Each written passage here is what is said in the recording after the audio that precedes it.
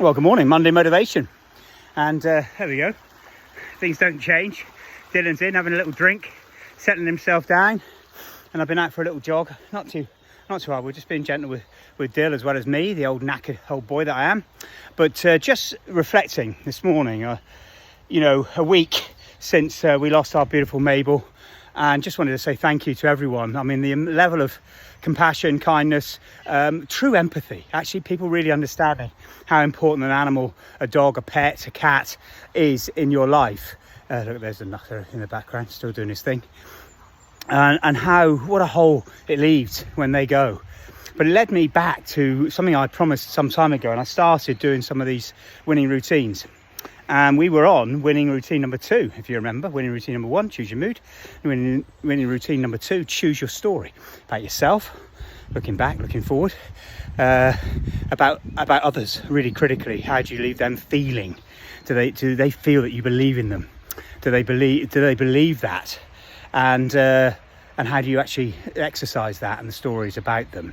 And finally, the choosing your story about events, about situations. And it reminded me today, having an exchange with a top guy I've been working with for some time, facing a very difficult conversation. And, and actually, what's the story you tell when you face these? And I remember being a chief of staff of brigade headquarters way back when in the early 90s.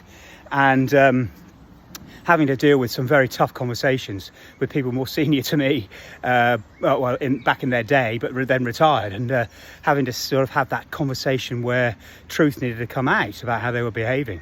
And some of those are the most difficult conversations, but if you can come to them with the belief that actually you're doing the right thing, think of Richie Sunak now, let's see, but you're doing the right thing, and you're trying to do it in the right way, and you're doing it with courage and compassion and conviction. And in that way, you can choose the story, which is this will go well. It will be better for them. It'll be better for you. It'll be better for all concerned.